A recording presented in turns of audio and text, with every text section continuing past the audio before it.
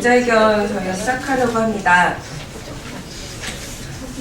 요 앞에 여의도 이룸센터 앞에서 기초생활보장법 개약을 막고 장애인연금 공약을 이행하라는 천막농성을 지금 15일째 진행하고 있습니다.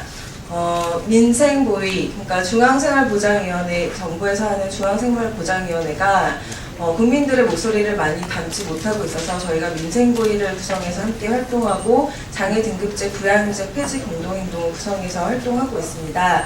그래서 오늘 이 의원님들께서 소중한 자리를 마련해 주셔서 여기 국회 안에서 이렇게 기자회견을 시작을 하게 됐습니다. 지금부터 기초생활보장법 개혁안 철회와 장애인연금 공약 이행을 촉구한다 라는 제목으로 기자회견 시작하겠습니다. 오늘 기자회견 주체는 김용익 의원, 오재세 의원, 이현주 의원, 장하나 의원, 김미희 의원, 그리고 장애등급제 부양제 폐지 공동행동, 기초법 개혁 처지, 빈곤문제 해결을 위한 2013 민생보위에서 공동 주최하고 있습니다. 먼저 첫 순서로 이 기자회견 자리 마련해 주시고 저희의 목소리를 듣기 위해서 천막에도 함께 방문해 주셨던 김용익 의원의 말씀을 들어보고자 합니다. 지금 현재 국회에서 논의되고 있는 기초생활보장제도의 문제점에 대해서 말씀해 주시겠습니다.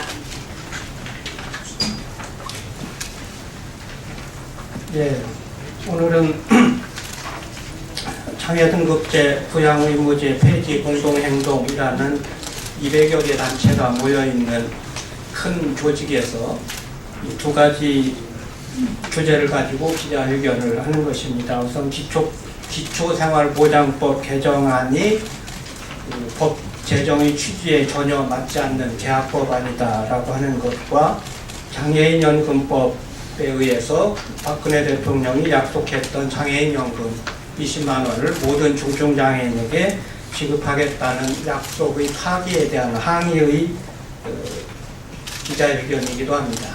우선 기초생보법은 원래 기초생활보장법에 의해서 정해진 여러 급여를, 다시 말해서 생계급여, 의료급여, 교육급여, 주거급여 등 여러 급여를 소위 통합급여 방식으로 하게 되어 있었는데, 이번에 새로 나온 유재정 의원이 정부의 의견을 대신해서 낸 법안에는 개별급여 방식으로, 그러니까 생계급여 따로, 의료급여 따로, 주거급여 따로, 소위 말해서 맞춤형에 따라서 필요가 있는 사람에게만 지급을 하도록 하겠다, 이렇게 바꾸어서 개정을 하려고 하는 것입니다.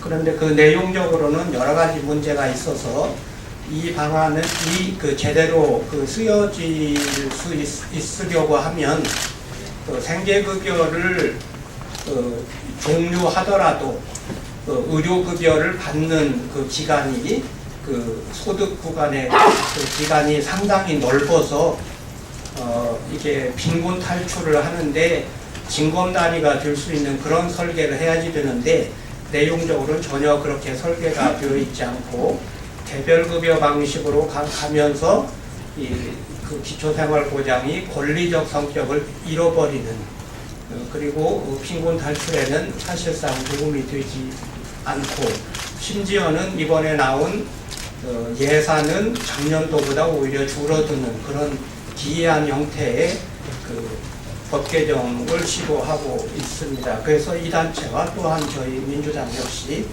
이 새로운 기초연금 법안에 대해서 반대의 의견을 가지고 있습니다. 또 장애인연금법은 제가 지난번에 보도자료를 내기도 했습니다만, 이게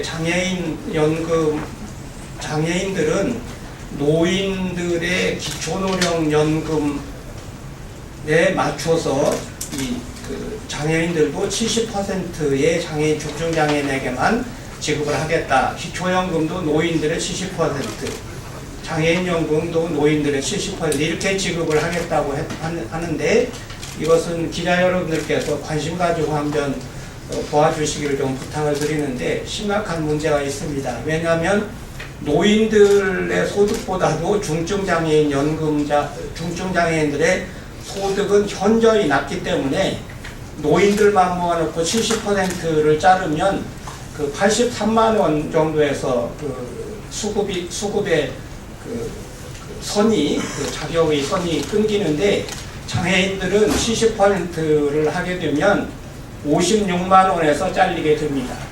그러니까 예를 들어서 60만 원의 소득이 있는 장애인은, 중증장애인은 노인이라면 그 자격을 받을 자격이 있는데, 장애인들 중에서는 부자라는 이유로 연금을 받을 수가 없다는 것입니다. 그러니까 이건 무슨 말이냐면, 그 노인들보다 훨씬 가난한 이 중증장애인들을 가난한 사람끼리 모아놓고 그 중에 너는 상대적으로 부자니까 70% 넘어가면 돈을 주지 않겠다, 이렇게 얘기를 하는 거거든요. 그러니까 이거는 정말 말이 되지 않는 그런 이거예요. 그래서 이거만큼은 이번 예산에 어떻게든지 100% 반영되도록 지금 노력을 하고 있는데, 언론인 여러분들께서 이 장애인연금은 기초연금에 비해서 그렇게 큰 주목을 받지 못하고 있는데, 사실상 굉장히 중요한 문제입니다. 꼭 관심 가지고 오늘 기자회견 들어주시고, 그리고 기사를 좀 써주실 것을 부탁드리겠습니다. 네, 감사합니다. 다음으로 요즘 핫 이슈가 되시고 계신 분인데요. 늘 가난한 이들과 장애인의 목소리에 귀를 기울여 주시는 의원님입니다. 장하나 의원님 말씀 들어보겠습니다. 네, 안녕하십니까. 민주당 장하나 의원입니다. 제가 옆에 계신 존경하는 김용희 의원님과 같은 이런 상임위 복지위가 아닌데도, 환노위 소속인데도 이 장애등급제 부양의 무제 문제, 폐지 문제와 민생고의라는 우리 어떤 이 사회의 빈곤층, 경제적 약자들의 문제를 같이 하는 이유는, 제가 사실은 대학교 졸업하고 처음 사회에 발을 들인 게, 지금 와 계신지 모르겠는데 오른편에 중증장애인 인권센터에서 활동보조인, 그리고 장애인 양학교사 이런 거를 처음 했었습니다. 그런 개인적으로는 사실 장애인 문제를 더 다루고 싶은데, 그래서 이 문제를 같이 하게 되었고요.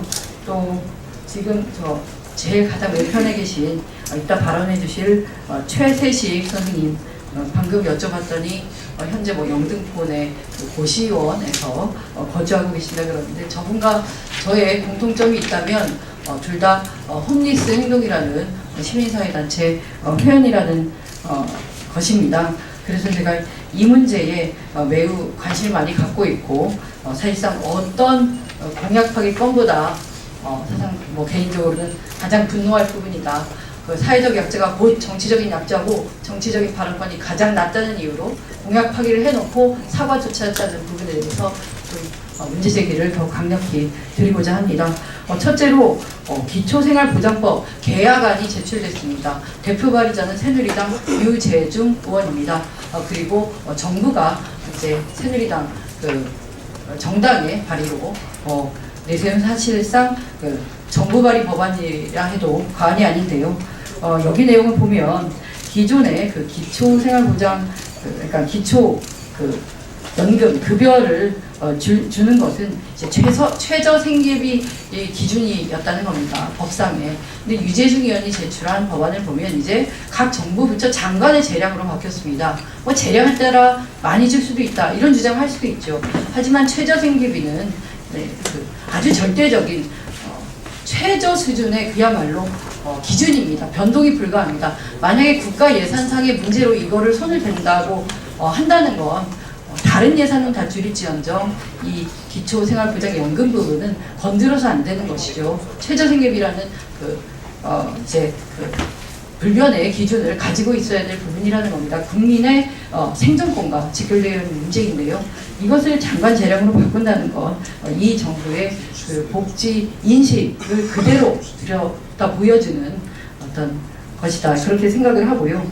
또 기초생활보장 예산을 늘렸다고 계속 얘기를 하고 있는데, 올해하고 그러니까 올해와 내년에 물가 인상률을 반영해서 그럼 최저생계비도 늘어나겠죠. 근데 최저생계비 예산 자체 예산의 증가폭이 물가 상승률을 안 따라가면 뭐 올랐다는 말이 거짓은 아니지만 실제로는 급여는 줄어드는 거고 삶은 어려워지는 겁니다. 너무 단순한 논리입니다. 근데 이걸 버젓이 기초생활보장 예산 늘렸다고 광고를 하고 다니는 것도 수치스럽게 생각했으면 좋겠습니다. 그리고 무엇보다 가장 중요한 현금 급여가 2.6% 삭감되었다는 말씀도 드리겠습니다. 그리고 두 번째, 앞서 말씀해 주신 그 중증장애인에게 그 연금을 주겠다. 100% 중증장애인 전원에게 그 연금을 지급하겠다는 게 이 박근혜 정부의 대선 공약이었습니다. 하지만 이것을 현재 63%, 현행 63%에서 70%로 늘리는 이러한 시행령을 입법 예고하면서 공약 파기가 다시 한번 반복이 되었는데요. 문제는 기초연금 발표, 기초노령연금이죠. 발표 당시에 노인분들께 거듭 사과하고 이랬던 박근혜 대통령이 장애인연금 공약 포기에 대해서는 사과는커녕 아무런 해명도 없다는 사실이고요. 여기에서 이제 박근혜 정부가 뭐랄까요, 그 정치적 약자들에게 시혜를 베푸는 듯 이것도 100% 저것도 100% 다 주겠다고 했던 공약들이 정말 그냥 순간 당선을 위해서 지어낸 아무 진정성도 없던 공약이 아닌가 이렇게 재확인하게 돼서 분노하게 됩니다. 다른 공약들은 몰라도 정말 이 사회에 어떤 정치와 정부든 국회든 이런 정치가 아직 부족해서 정치가 모자라서 방치되어 있다고 볼 수 있는 이 사회적 약자들의 문제까지 공약으로 우롱하고 속이는 이런 일들은 정말 용인될 수가 없습니다. 그래서 지금 발의되어 있는 새누리당 유재준 의원의 안이 절대 통과되지 않도록 한다는 게 오늘 같이 함께하고 있는 민주당 의원님들의 공통된 입장이라는 걸 다시 말씀드리고요. 무엇보다 대통령은 무조건 사과 요구하지 않겠습니다. 왜 이 공약이 지켜지지 않는지 100% 다 장담했던 거 왜 70%로 줄었는지 해명이라도 하는 게 기본적인 국민에 대한 도리라고 생각합니다. 그래서 빠른 해명과 향후 그런 100%까지 늘릴 의지나 계획이 과연 있는지 그런 것들을 조속히 답변을 해야 된다고 그렇게 촉구합니다. 이상입니다. 네, 감사합니다. 두 분 의원님이 계셔서 든든한 것 같습니다. 얼마 전에, 아까 좀 전에 유재중 의원실을 방문해서 이번 기초생활급여 체계 개편안에 대해서 처리할 것을 촉구하고 왔습니다. 하지만 수정 보완하면 문제가 해결될 수 있을 것이라는 답변만 되풀이하는 모습을 보고 안타까웠는데요. 우리의 요구를 한번 외쳐봤으면 좋겠습니다. 끝에 네 글자만 3번씩 해주시면 되겠습니다.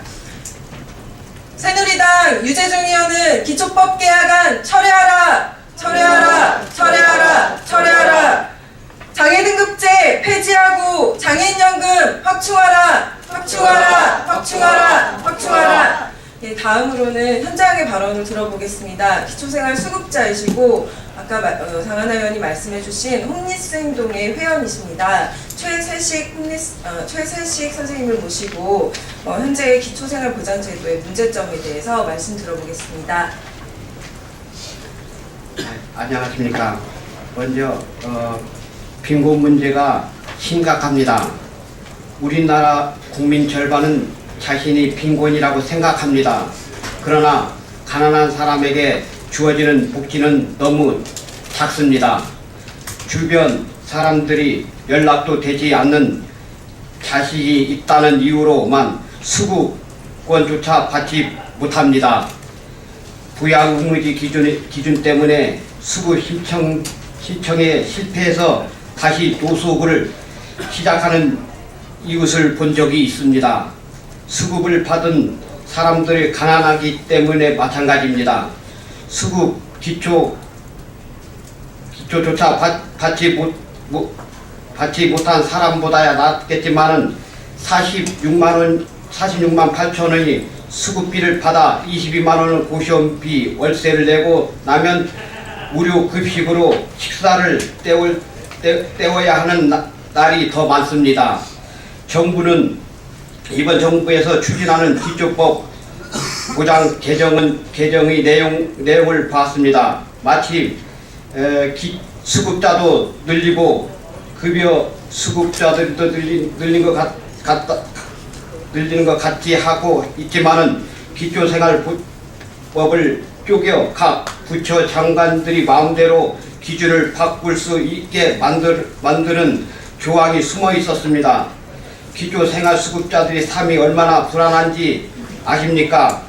근로능력평가로 부양 의무자나 소득 발생으로 폐지 주는 모습을 보았다는 이유로만 그나마 수급이라도 떨어질까봐 불안해하면서 1년이나 다 지나갑니다. 좀 더 제도의 장벽이 없애 사각지대를 늘리는 것이 아니라 더 많은 장벽을 쌓아 올리는 이와 같은 개정안에 대한 빈곤층이 한 사람으로서 동의할 수는 없습니다. 부양 의무자의 기준을 폐지하고 최저 생계비를 올려야 사각지대를 줄어들 수 있다. 부처별로 사업이 쪼개지고 나면 부당한 일에 대해서 신청을 어떻게 해야 하는지 내 사정을 누구한테도 설명해야 할지 막막하기만 합니다. 기초생활보장법 개혁을 절대 있어서는 안 되는 일입니다. 감사합니다. 네, 감사합니다. 이렇게 최세식 선생님처럼 기초생활 수급을 받고 있는 사람이 140만 명 정도 된다고 합니다. 이것은 정부에서 재작년에부터 도입되었던 사회복지 통합 전산망에 의한 조사에 의해서 계속해서 수급자 수가 축소되어 왔던 결과입니다. 그런데 국회에서는 내년도 예산안을 책정하면서 오히려 더 수급자 수를 축소추게 하는 그런 안타까운 상황들이 벌어지고 있습니다. 우리 빈곤 인구 중에 400만이 복지의 사각지대에 머물러 있다고 하는데 하루빨리 이 사각지대가 해소될 수 있는 기초법 올바른 개정이 이루어져야 되는 상황임에도 불구하고 이런 개혁안이 추진되고 있는 안타까운 상황입니다. 다음으로는 기초생활보장제도가 만들어지는 과정에서 큰 역할을 하셨고 지금도 서민의 복지를 위해서 노력하는 단체입니다. 참여연대 사회복지위원회 위원장이신 이찬진 위원장님 모시고 말씀 들어보겠습니다. 예, 안녕하세요. 현재 기초생활보장법 개정 법률안이 정부에서 제출한 건 없고 다만 이제 여당의 유재중 의원이 지난 5월에 발의한 의원 입법안이 있고 정부에서는 아마도 이 유재중 의원안을 일부 수정하는 형태로 해서 의원 입법 형식으로 기초생활보장법을 전면 개정 내지 새로운 사실상의 재정 법률에 준하는 정도로 입법을 시도하려고 하는 그런 입장인 걸 알겠습니다. 여기서 이제 맞춤형 개별급여 체계를 관련된 걸 진행하기 위해서 법을 개정하겠다라는 그런 취지로 일반 국민들이 오해할 수 있는데요. 현재 기초생활보장제도도 사실은 맞춤형 체제인 건 맞습니다. 그러니까 현금급여인 생계급여와 현물 서비스인 의료급여 이 두 개를 기본으로 하고 가구의 특성에 맞춰서 필요에 따라서 주거급여와 교육급여를 부가적으로 실시하는 형태의 급여 체제입니다. 그런데 이 부분을 지금 현재 현 정부에서는 생계급여는 큰 변동이 없다고 하면서 의료급여도 사실은 별로 큰 차이를 제시하지 않고 있습니다. 그러니까 생계급여와 현금급여에 관해서는 사실상 내용에서는 큰 차이를 없다고 스스로 주장하고 있고요. 다만 이제 주거급여와 교육급여 부분에 대해서 이제 차이가 발생하는 것처럼 이렇게 하고 있습니다. 그렇다면 현재의 제도를 유지하면서도 얼마든지 현 정부가 추진하고자 하는 특히 주거급여, 주거 서비스 부분을 강화하는 형태의 제도 개선이나 이런 것들도 가능한데 왜 굳이 현재 최저생계비 시스템과 권리성 급여 체계를 폐기하려고 하는 것인지에 대한 시민사회계의 의문을 에 대해서 답을 해야 될 그런 입장이 아닌가 싶습니다. 저희가 유재중 의원안이나 그 유재중 의원안을 기초로 해서 정부가 여러 가지로 이제 고려하고 있는 대체 입법안의 내용들을 대략적으로 좀 말씀드리면 가장 본질적인 부분은 최저생계비 제도를 폐지하겠다는 겁니다. 이게 사회적인 의미가 어떤 것인지를 우리가 이해를 하셔야 되는데, 최저생계비 제도는 사실은 IMF 이전에 97년도에 생활보호법 프로그램, 공공부조 프로그램이었던 생활보호법을 생활보장법으로 개정하면서 우리나라에서 최초의 사회적 합의로 헌법상의 인간다운 생활의 권리를 구현해보겠다, 사회정책적으로 구현해보겠다면서 채택한 법률상의 제도였습니다. 그리고 이 IMF 부재금 상황이 터지면서 기초생활보장법을 제정하는데 그 디딤돌이 됐던 가장 중요한 제도고요. 이 최저생계비가 뜻하는 의미는 뭐냐면, 한국 사회에서 정부가 일정한 가구나 지역의 특성을 감안해서 몇 인 가구의 경우에는 인간다운 생존을 하기 위해서는 최소한 이 정도의 생계비가 든다고 공식적으로 확인해 주는 제도입니다. 근데 이 최저생계비 제도를 해체하게 되면 어떤 문제가 있냐면, 이렇게 정량화된 최저생계비 금액화된 그 부분들이 없어지는 거죠. 정부가 확인해주는 우리나라의 내셔널 미니멈이 가구별 어떻게 됐다라는 부분을 확인해주는 게 틀이 없어지면서, 그와 관련돼서 최저생계비를 기준으로 해서 우리나라의 공공부조나 인사부조 프로그램들이 100몇십 개 정도가 됐는데, 그게 전부 다 그 기준이 없어지는 그런 상황이 되고, 심지어는 우리가 최저임금을 합당하는 데 있어서 최저생계비가 중요한 역할을 하고 있는데, 이 부분까지도 기준이 완전히 와야 되는 그런 부분이 있습니다. 그래서 최저생계비라는 게 국가가 내셔널 미니멈, 최후의 사회 안전망으로서의 생존선이 이 정도다. 그러니까 이 정도에 관한 법적 노력, 정책적, 제도적 노력을 하겠다는 그런 국민과의 약속을 파기하는 그런 의미를 갖고 있다고 이해하시면 됩니다. 그래서 최저생계비를 폐기하고 최저보장 수준이 뭐니 불명료한 그런 추상적 개념을 대체 조항으로 도입한다는 것은 굉장히 국민들의 생존권에 관한 최저선을 사실상 포기하는 것이다. 그래서 이 부분만은 절대로 안 된다는 것이 시민사회계의 현재의 주장의 요지라고 말씀드릴 수 있겠고요. 두 번째, 권리성 보충급여라는 그 제도의 틀이 현재 이렇게 되어 있는데, 최저생계비를 결정한 공표된 그 금액하고 가구별 소득을 환산한 소득 인정액의 차액을 보충급여 형식으로 현재 제도는 권리로서 지급하고 있습니다. 그러다 보니까 어떤 상황이 있냐면, 그 공공부조에 있어서 과거에는 예산이 연속 예산이라 해서 국가의 재정의 형편에 따라서 늘렸다 줄였다 할 수 있는 부분이 있었는데, 이거는 현재의 제도는 국가 채무로 되어 있는 겁니다.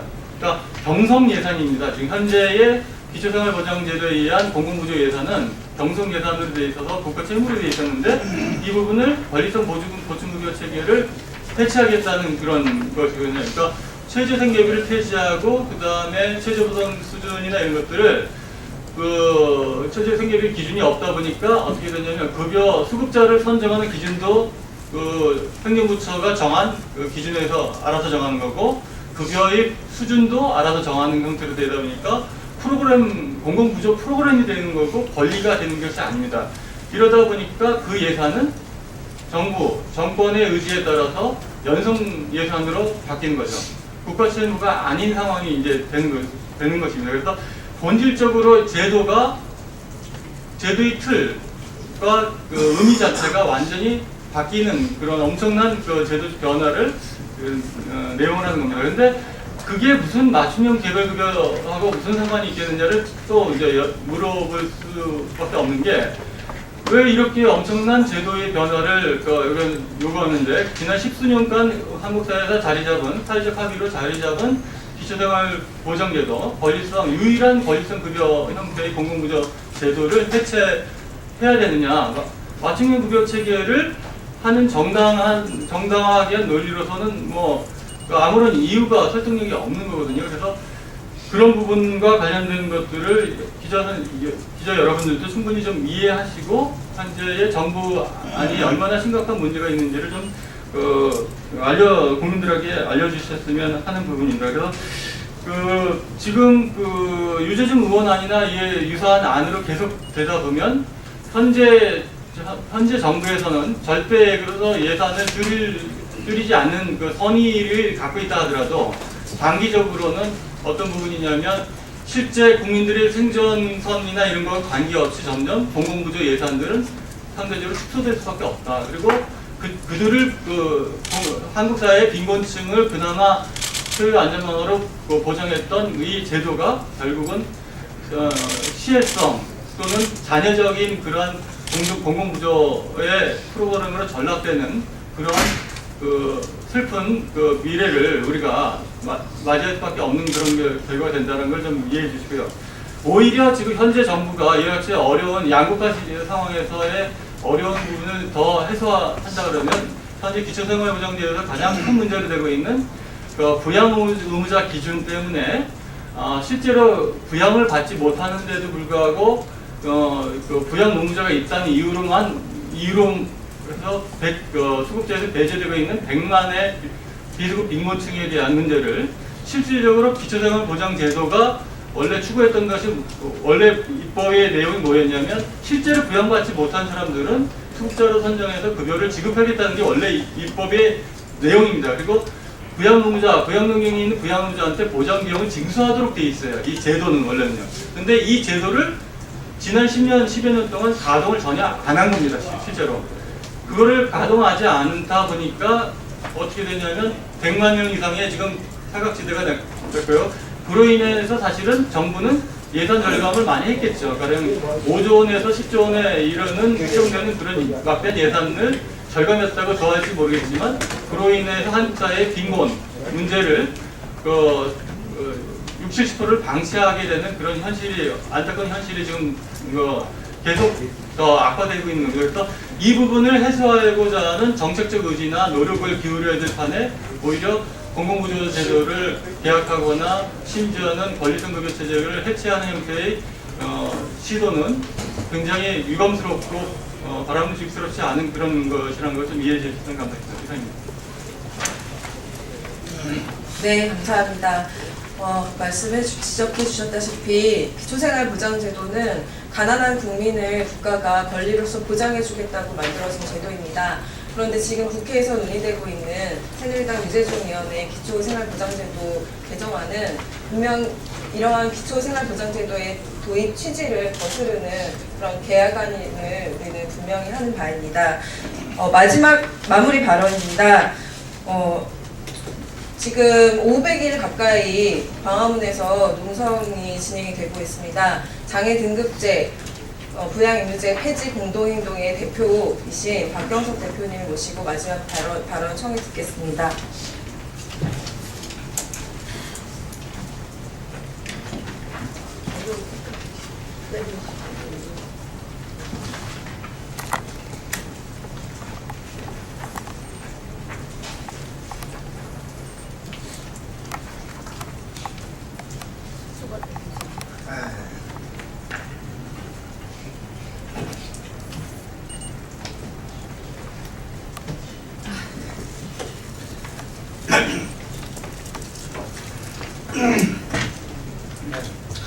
장애 등급제 부양의무제 폐지 공동행동 박경석입니다. 박근혜 정부 정말 일방통행입니다. 그리고 정말 이 자리에서 박근혜 정부에게 더 이상 장애인과 가난한 사람들의 외침을 외면하지 말았으면 좋겠습니다. 기초생활보장법의 개혁을 중단하고 그리고 장애인 연금 공약 제대로 이행했으면 좋겠습니다. 얼마 전에 박근혜 대통령이 이 국회에서 시정연설을 했습니다. 거기에 복지의 구호가 바로 맞춤형 복지입니다. 사회적약자들의 생애의 주기별로 잘 판단해서 거기에 잘 맞추어서 복지를 주겠다라는 박근혜 정부의 복지의 특징인 맞춤형 복지입니다. 그런데 이번 기초법 개혁과 장애인연금 약속을 불이행하는 것들을 보면서 과연 박근혜 정부의 맞춤형 복지는 무슨 맞춤형 복지인지 정말 모르겠습니다. 박근혜 대통령의 맞춤형 복지는 정말 독단적인 박근혜 대통령의 입맛에 맞춘 복지이고, 그리고 예산에 맞추어진 복지이고, 바로 그러한 박근혜 정부의 맞춤형 복지는 가난한 사람들과 정말 장애인들의 삶을 갈갈이 찢어내고 있습니다.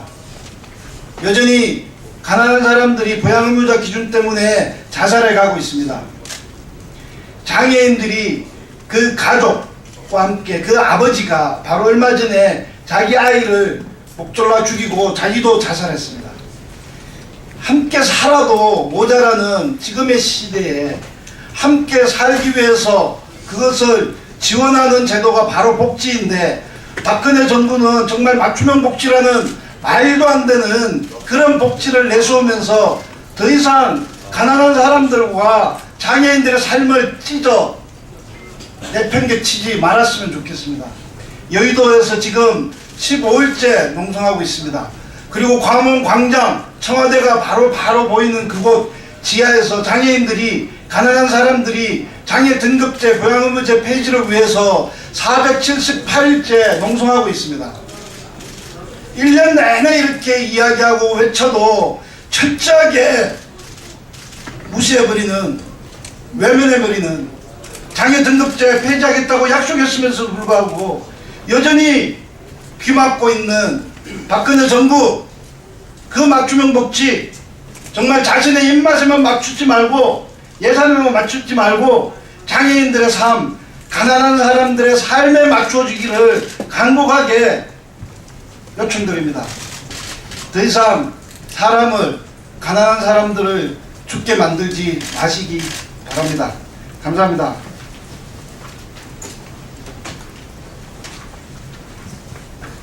네, 기자회견 순서는 모두 마쳤고요. 기자님들 긴 시간 동안 들어주셔서 감사합니다. 저희 지금 국회 일정이 이것저것 많고 사안들도 많아서 바쁘시겠지만, 이 국민기초생활보장제도가 가난한 국민들의 생존을 좌지우지하는 중요한 제도이고, 이 제도가 위기에 놓여 있다는 점 인지하셔서 꼭 기사 많이 다뤄주셨으면 좋겠습니다. 오늘 이 자리에 참여해주신 분들 마지막으로 소개드리고 마무리하려고 합니다. 아까 말씀드렸는데요. 국회의원 김용익 의원, 장하나 의원 함께 하셨고요. 그리고 여기에 참여연대, 동문사회연대, 전국장애인차별철폐연대, 전국실업단체연대가 함께 이 자리를 홈리스행동 이렇게 함께 했습니다. 다음 주 17일에 이 기초생활보장제도의 문제점을 알리는 기초법 개혁 저지 결의대회가 여의도 산업은행 앞에서 2시에 개최됩니다. 이때에도 기자 여러분들 많은 관심 부탁드리고 취재 부탁드립니다. 이상으로 기자회견을 마치겠습니다. 감사합니다.